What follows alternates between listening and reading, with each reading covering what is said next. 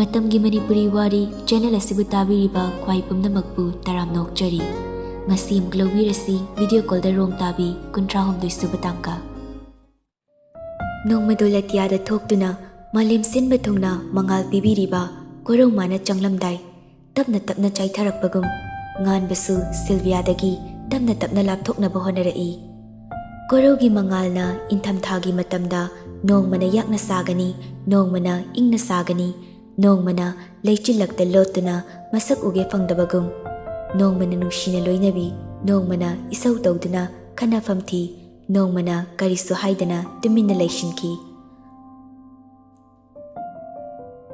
ngan bana Sylvia bu exam hekloi kibadagi khanafam thirakpani asoibi yenglakpani Sylvia di ngan babu asing manushiba oirubana khudingmak khangbani adubu amuk sukhalai mangondagi lapthoklaga wai sanglani haina nong matang pau faurakdragana mathwai adu hekta wazai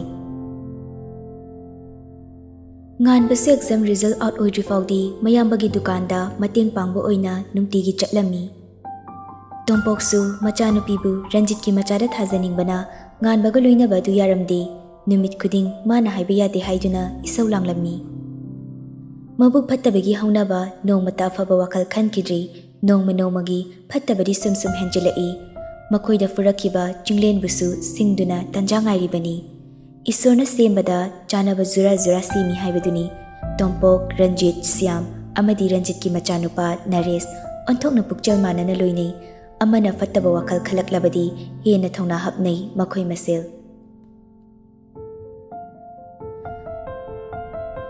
Chinglen school amuk chat halaklagana atopa ngangsing tuition amuk tawbi masina Sylvia ga unasi thengnasi haiba ngamlamdre mana sangbakan hairuragana Sylvia gi achin belairambana unagi haiba pak fanglamde nomagi message ngahak thanaba sinatana phongdok ninglabasu pakhek phongdok pangamlamde ibo halamadi ibem chapuna thabak chathokloraga halakpagi lambida police sing frisking tawduna lerami makhoi gi gari busu thalaktuna matai oirap khami constable singduna atopa lakpa singbusu check torami ibohal bu khangba yaurambana makhoi di chatlo haina thadorakle thaugi haina khara thaugalakpaga khanghauda Syam prap laktuna ibohal gi gari mamangda leplai ibem cha madi ibohal yingnei aduga gari mamangda lepliba Syamda amuk yenglai ibem cha di masadu pakhalai Syam bu ubada ipa pakhatna adum yengi Syam tapli changsilai tanjaduda constable amana laurai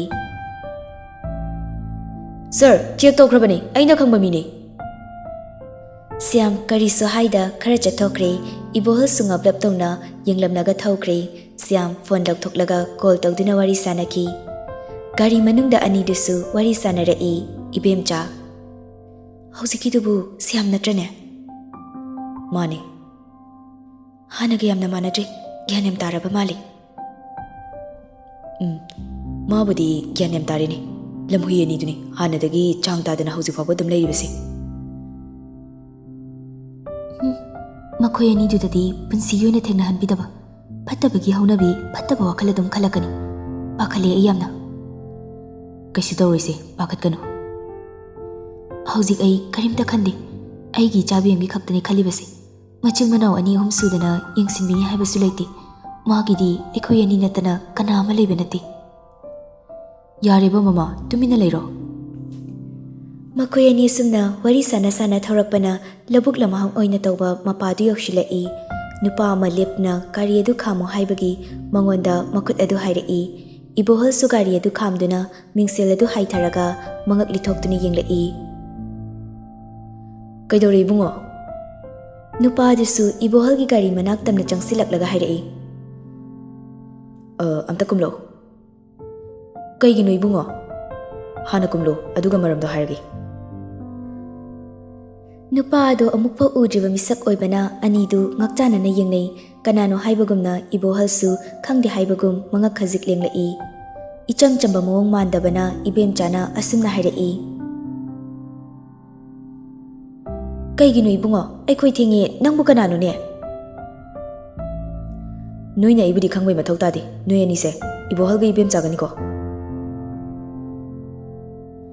Harakliba waduda anidu amukka sungakna yengnei Makoina khangdraga kamdauna makoi anibu khanglibano haibagumna aduga nupa aduda munna yenglai kanano haina adubu nupa adugi masakti khangba ngamdri amukta udriba mi oibana asumna ngaihak mare yetnaringai ngasaidagi khamduna leiriba car manungdagi tompok amadi Ranjit thoglai aduga ibohalgi gari manak tamna changsilai anidu ubada ibemchadi pakhalai Ranjitna ibohalgi nakalda tompokna ibemchagi nakalda lepi ibemcha ibohaldi gari dagi kumlaktri tompok ibemchada munna yenglaga usitaba minok ama noklaga hairaklami Nangdi hojiksu adum naha oirina hanadagi ahomba mata leitena hairakliba wa adu ibemcha khomde yengningdi haibagumna leithoi ibohalna amu Tompok nong usitaba tawganu aikoida makha tana yetke khanganu noishu noigi thokpa hingko Itai inaugi punsida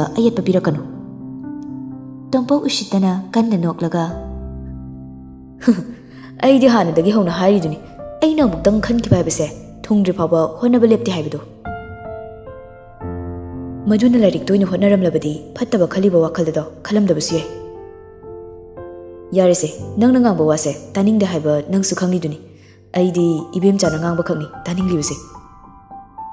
Som Debian Chadi sumpai thoklaga leirabani tompok tu amukka sukarimna noklaga hairai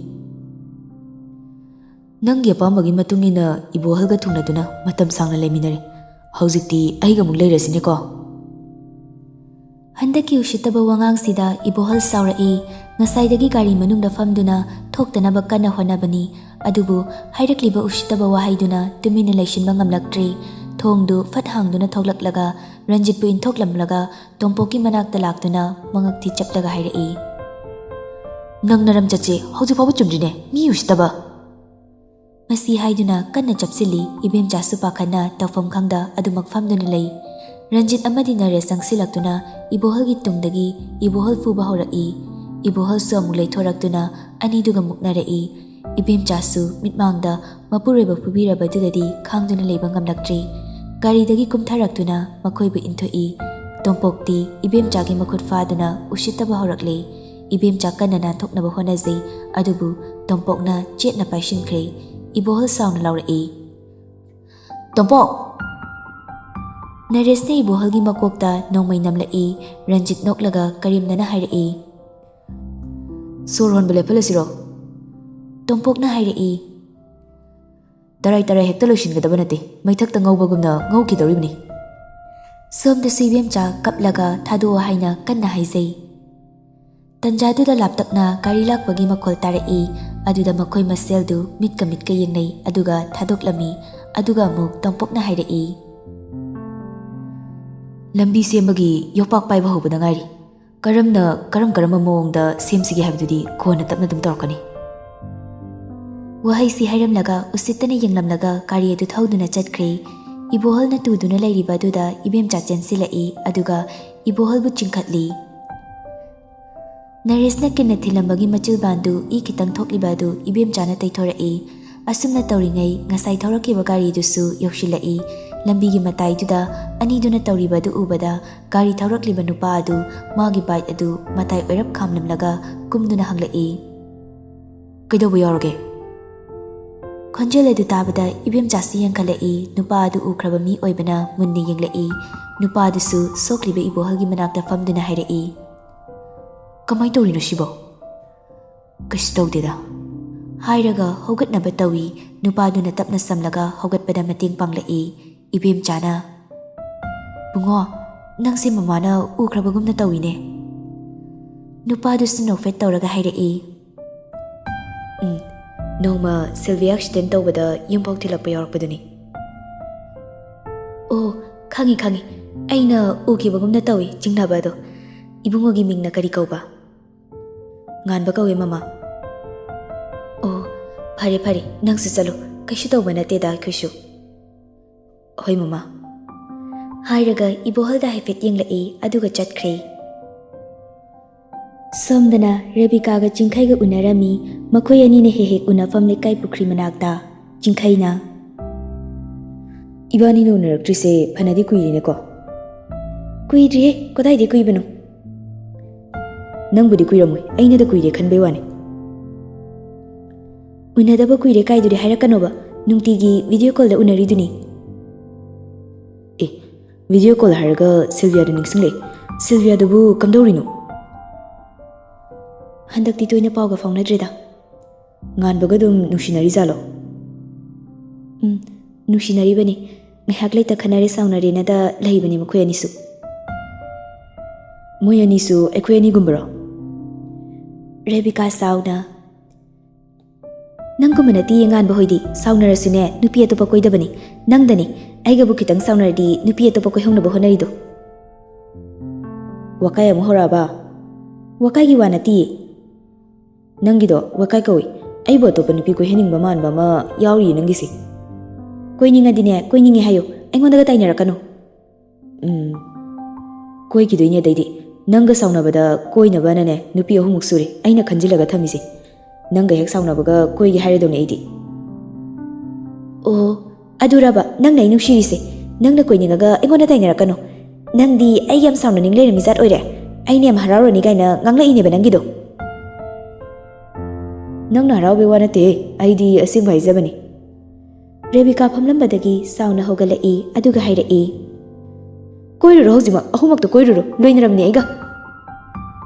Ngaikho sauna kiroise amuk yaraktragadi ai kangdoine itusu kainaba atopanasu yabiraktaba. Rebecca sauningna chingkaigi mamaidida kupakna tharaga hairai. Nang atopa yam koiningbra ha atopa yam koiningbra ba. Chingkai Rebecca gi makhut faraga. Mawada fuine yamushite. Sidabo ina karamna nanga putsi chupa lemina doinoba. Mi ustarine iwa oisu phudoini naraiba pharabani aiga punsi chupa lemina doise.